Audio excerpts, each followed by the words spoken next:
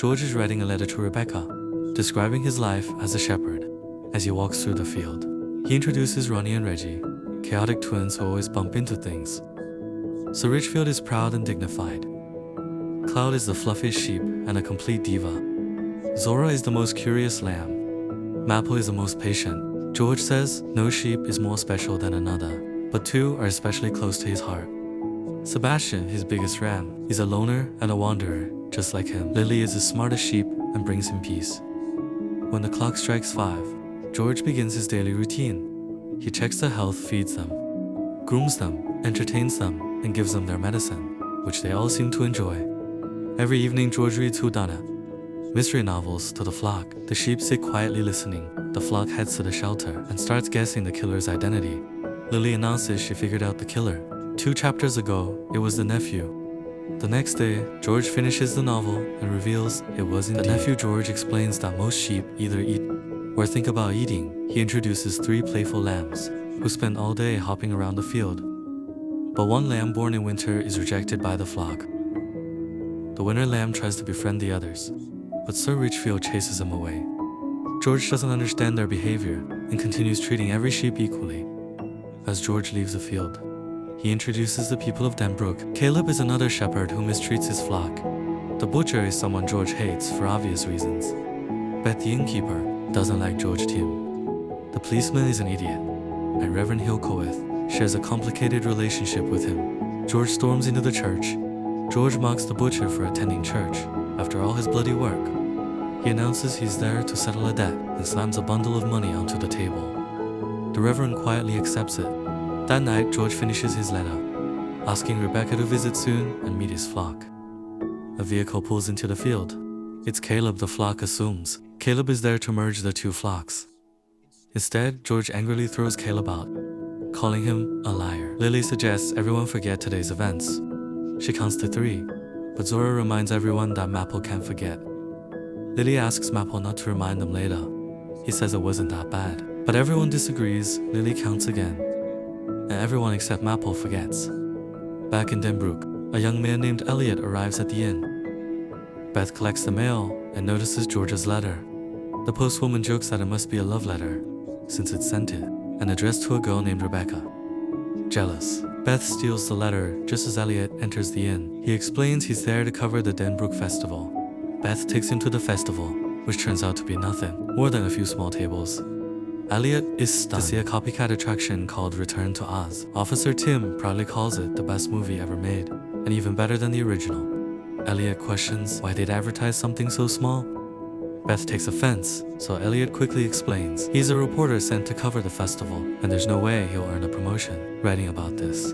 Beth doesn't care and asks him to pay the admission fee. Disappointed, Elliot leaves Denbrook that night.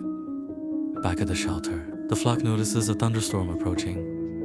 Outside the shelter, the winter lamb takes cover beneath a hanging tire. Meanwhile, the Reverend locks George's money away. The butcher sharpens his knife. Beth secretly reads George's letter. At the same time, Elliot crashes his car into a tree. A passing stranger offers him a ride, saying he's just in time for the Denbrook festival. On the way, Elliot notices someone walking alone in the rain, as his car is towed back to Denbrook that night. Maple wakes to find Sebastian has returned. George also wakes after someone knocks on his door. The 3 little lambs wake Maple, who walks outside and finds George lying motionless. While Lily watches over him, she whispers to Maple not to move because she thinks George is playing a game. Maple checks George and realizes he's dead. Lily refuses to believe it. She gathers the flock and tells them what happened. Sir Richfield immediately worries about his medicine. After a brief discussion, Lily suggests they forget everything because it's too painful to remember. Sebastian interrupts. He tells them they can't forget George like that. Later, Tim arrives at the crime scene with Caleb, who says he came for George's signature. Tim asks why the butcher is there. Caleb says he wants the sheep. Lily also investigates the scene. She wonders why George didn't put on his raincoat if he stepped outside during the storm. She asks Maple to lift her up. Lily noticed there were 2 drinks on the table. Elliot also arrives, explaining he stayed behind because his car broke down. Tim says there's nothing suspicious because he'd already checked outside, around and beneath the trailer. Elliot asks what about inside. Tim suddenly realizes he hasn't checked and heads for the door. Elliot stops him. reminding him about fingerprints. Inside, everything appears normal, but Elliot questions why a man with a heart condition would leave his trailer looking around. He realizes George wasn't alone the previous night. Tim refuses to believe it was a crime and leaves. Despite Elliot's arguments, Lily reaches the same conclusion. George shared a drink with someone he trusted, and the green marks on his hands suggest he fought back. She believes he was poisoned. Lily proposes that they investigate the murder. She stops the others from eating at the crime scene. Lily asks if anyone saw anything that night. Will says he saw. Sebastian, the winter lamb, says he saw George's ghost. He couldn't see it clearly, but it smelled like George. Just then, the church bell rings. Lily remembers from George's mystery novels that the whole town gathers to discuss the murder, and the killer always attends. Sebastian points out they've never even left the field. Lily and Maple aren't worried until they see the road. No matter how hard she tries, she can't cross the road to make things worse. A chicken casually walks across without any trouble. The two cling to each other and carefully cross the road. Sebastian points out they've only crossed the road and still have 2 more miles to go. He takes them to the church. Elliot calls someone and says he may have found a murder mystery worth covering. Meanwhile, Tim announces to the townspeople that he can't discuss George's poisoning. Everyone is stunned, while Lily proudly looks at Sebastian. Tim realizes he let the truth slip. Elliot asks what kind of poisoning. Tim reveals it was taxine poisoning from a Denbrook tree. The townspeople begin suspecting one another, but Tim insists a drifter is responsible. Tim looks toward them just then. A car pulls up and a beautiful woman steps out. Tim is instantly distracted until Lydia calls him over. She introduces herself as George's lawyer. The young woman introduces herself as Rebecca, George's daughter, over lunch. Tim explains he found Lydia's contact details in George's trailer, which is how he reached her. He starts rambling about the crime scene tape, but Lydia cuts him off and says she doesn't care.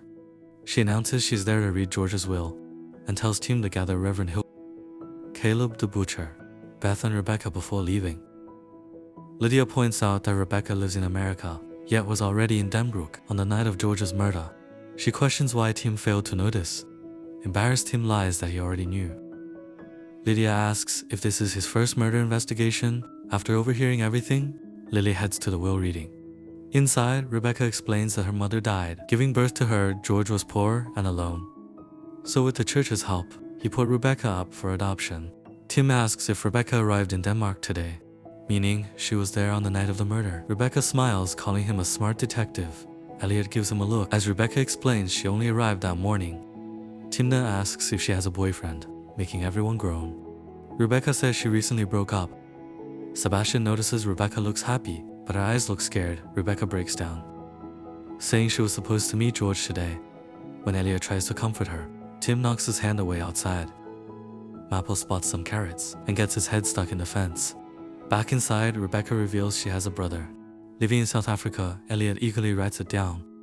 But Lydia interrupts and asks him to leave. Since he isn't listed in the will, he protests but eventually leaves. Lydia introduces herself to Van, Rebecca's brother, over the phone. She explains George sent her a will 2 months ago, but it won't be read because a newer will was found in his trailer. Lydia begins reading. George says he gathered everyone because some had wronged him, while others had been wronged by him. He then declares that in this room, there is a fool, a bad shepherd, a spring lamb, a winter lamb, a victim, and 2 murderers. Tim blurts out in shock. The room erupts as everyone begins defending themselves. The Reverend simply says one of them must be the murderer. Lydia continues reading. George says most of them won't inherit much. The butcher gets up to leave, but Lydia stops him. Lydia continues reading. George leaves 300 acres of land to his son Van. Over the phone, Van happily says, "That's great." Lydia then announces that Rebecca inherits another 300 acres. George's trailer, his flock, and all of his remaining belongings. Caleb remarks that George didn't own much. Lydia corrects him. George also left behind 2 bags of fertilizer and a bank account containing 30 million. The room falls silent. Everyone wonders how George became so wealthy. Lydia explains that George developed a medicine for the sheep disease, ORF. Caleb remembers that George was always mixing a strange blue liquid. Lydia reveals George sold the patent to a large corporation. For 30 million, Maple finally breaks free, but crashes into a shelf. A green pillowcase lands over his head. The commotion scares everyone inside, and they ask Tim to check outside. Tim finds no one but hears bleeding. Maple charges into him before stumbling into the building, knocking Lydia over and wrecking the room as Tim tries to stop a falling shelf. Beth's stolen letter falls out. She quickly grabs it and tells Tim to get the sheep out. Later, Caleb uses cookies to lure Maple outside. He remarks that without a shepherd, the sheep will keep causing trouble, especially the black one. Elliot catches up with Tim and asks for a statement. Tim refuses. Elliot says Tim needs to solve the case if he wants to become a hero. He also reveals that while waiting for his car to be towed, he saw someone walking through Denbrook that night. Tim finally agrees to work together and asks if Elliot photographed the crime scene. Back at the field, Lily recites George's will. A fool, a victim, a winter lamb, she realizes. She needs one of George's books from the trailer. Just then, Rebecca arrives at the field and meets the winter lamb. As she cuddles him, the flock wonders why she's there. Cloud says Rebecca smells like George, but doesn't look like him. Maybe she's a winter lamb too, which is why George kept her away. Zora immediately declares Rebecca the murderer, and Sir Richfield joins in. Lily says that's nowhere near enough proof. As the flock argues, she notices Sebastian walking away. Maple reminds Lily that they want to go to the trailer for George's books. Lily explains her plan. They'll find the last mystery novel George read and give it to Tim so he can solve the case. Back in town, Tim goes through the photos Elliot took at the crime scene. Just then, he hears something outside, fully geared up. Tim steps outside and finds the mystery novel. Back at the field, Lily visits Sebastian. She says it's nice up there, but lonely. She tells him they gave the book to the policeman and asks what a carnival is. Sebastian tells her to go back, but before she leaves, he explains it was a place filled with music, lights and children petting him. Once he grew older, men forced him into a ring to fight a dog one day. George rescued him the next morning.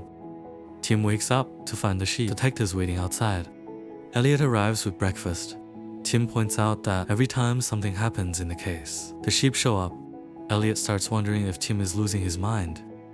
Tim then reveals a board listing every suspect by their means, motive, and opportunity. Whoever checks all three boxes must be the killer. Impressed, Elliot compliments him. The two begin questioning the suspects. First, they visit the butcher. Tim asks who he thinks he is in George's will. The butcher says probably the murderer, since George was a vegetarian. Next, they question Beth.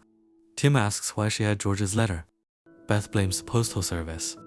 Tim also reminds her that she once said she could kill George, annoyed. Beth lashes out at him, then they question Caleb. Tim asks why he visited George on the day of the murder. Caleb explains that George had cancelled his lease, so he went to ask him to reconsider.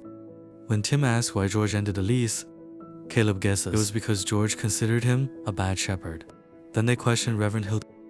Tim asks why George donated such a large sum to the church. Just before he died, the Reverend explains that George wanted to know where his adopted children had gone, but church records were confidential. George offered him money, which he accepted for the church. The Reverend adds that Caleb isn't a bad shepherd. He is finally. Tim and Elliot question Rebecca at what might be the smallest festival in the world. Tim asks where she was on the night of George's murder. Rebecca says she was at the hotel. Satisfied, Tim lets her go, calling her by her last name. But just before she leaves, he calls out a different surname, Cramps. Tim reveals she was once involved with a criminal and even shared a bank account with him. Rebecca explains it happened 3 years ago and was part of a relationship that ended badly. Tim then asks if she visited George's farm. She lies and says she never did. Back at the field, Lily keeps wondering why George cancelled Caleb's lease and why Rebecca lied. The flock is convinced Rebecca is the murderer, but the winter lamb defends her, saying she's kind and smells like George. She remembers Cloud saying the same thing. She points out that Cloud claimed Rebecca smelled like George, even though they were too far apart to smell her. Cloud finally confesses. She says the thing with no end is beautiful. She's talking about a bracelet. Lily asks where she got it. Cloud reveals Rebecca visited the field that night, called her pretty, and accidentally dropped the bracelet. Lily declares this proves Rebecca was there. Sebastian says a metal bracelet proves nothing, but Lily argues it's evidence Rebecca lied to the police, and she's a witness. Sebastian says he looked Rebecca in the eyes and knows she didn't do it. He leaves saying he doesn't have a flock, so they wouldn't understand. The next morning, Tim is having breakfast while reading George's mystery novel when he notices Lily staring at him. Moments later, Mabel steals Tim's hat and leads him back to the field. As Tim picks up his hat, He notices the bracelet beside it. He thanks the flock and leaves with the evidence. Along with Beth and Elliot, Tim searches Rebecca's room. He shows her the bracelet and asks how it ended up on George's field, if she had never been there. Tim presents a warrant and searches the room. Inside the closet he finds a pair of boots with poisonous berries stuck to the soles.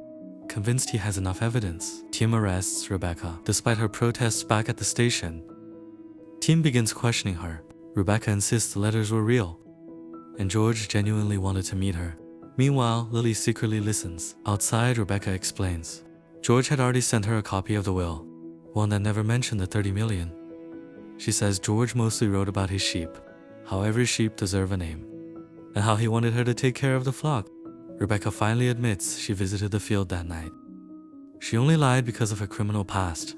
Tim still doesn't believe her and locks her in a cell, saying she'll be taken to court the next morning. Outside, Tim meets Lydia. She says George chose the wrong lamb for his inheritance. Before leaving, Lydia reveals George's son in South Africa has agreed to sell both the land and the flock to Caleb back at the field. Mabel asks if she's alright. Lily quietly says Caleb will become their new shepherd. She asks Mabel if Rebecca really killed George. Mabel replies that it has to be Rebecca because Lily said so. That answer only makes Lily doubt herself even more. Mabel notices Caleb's field and suggests they visit their future flock. The two cautiously enter Caleb's field, where they are surrounded by sheep, wearing large bells around their necks. Lily introduces herself and says they'll soon be joining their flock. One sheep steps forward with a single warning run. Suddenly barking echoes across the field, and the entire flock scatters. Lily and Mappo try to leave, but the thick fog leaves them hopelessly lost. They spot a light and head toward it. It's Caleb's barn inside. Lily finds a large object covered with plastic. She pulls it off to reveal a sheep logo cut into pieces, and a giant photo of Caleb and the butcher, holding knives as they take in the horrifying sight. The dogs begin barking to sprint into the field. Lily falls behind, and just as the dog is about to grab her, Sebastian charges in. He fights off the dogs, saving Lily again and again, but suffers a bite in the process. Even injured Sebastian manages to drive them away. As Lily thanks him, Sebastian collapses. Mappo quietly tells her he's dying. Lily breaks down, insisting, sheep don't die, they become clouds. She begs Sebastian to become one and hugs him tightly. She asks why he came back. Sebastian simply replies, because you're my flock, and peacefully dies. The barking returns. Lily and Mappo race back to their shelter. They wake the flock and urge everyone to follow them.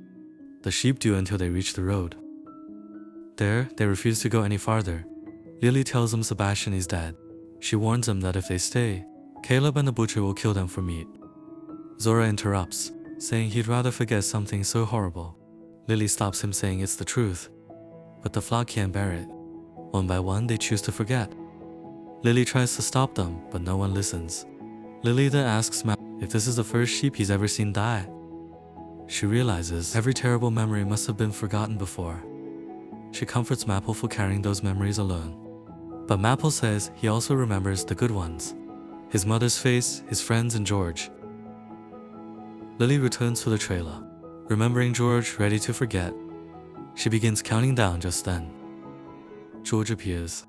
Lily doesn't believe it's real until he starts speaking. He tells her she can only see him because she never forgot him. Lily says she can't save the flock. George tells her she can. She just has to follow the rules.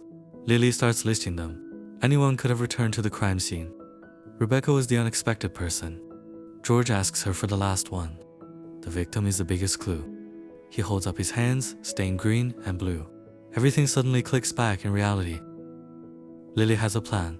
She says she can't fit inside the police station. The Winter Lamb volunteers.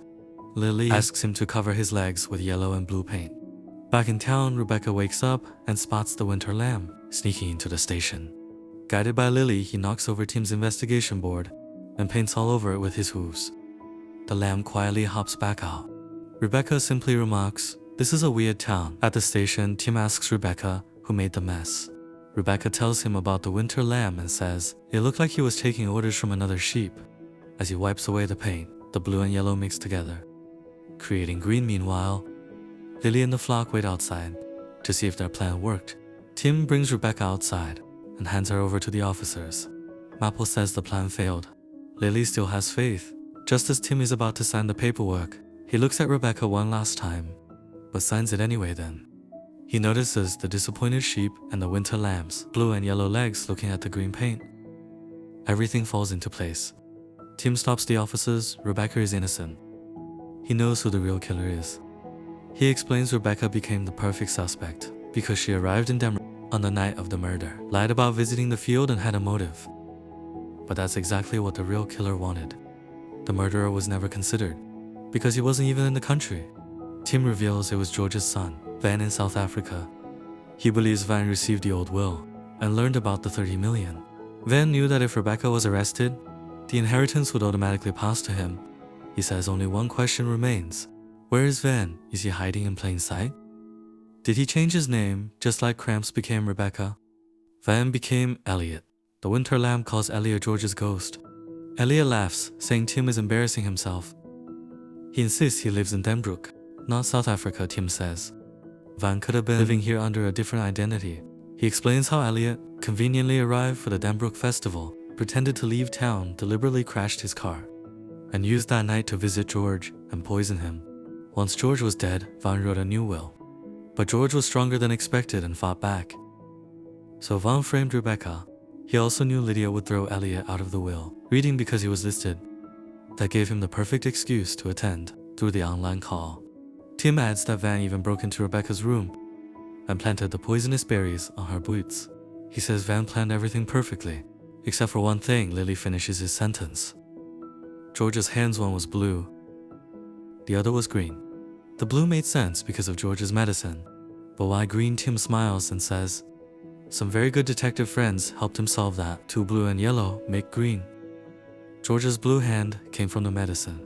Then, before he died, he grabbed something yellow, like the cheap yellow hair dye, then used to stand apart from his father and sister. Van denies everything, saying none of it can be proven. Tim calmly plucks a loose strand of hair from Van's shoulder. He says he'll prove it. Van laughs, admitting he dyes his hair, bleaches his teeth, and waxes his chest. Tim says he doesn't care about the dye. He'll use the hair for a DNA test.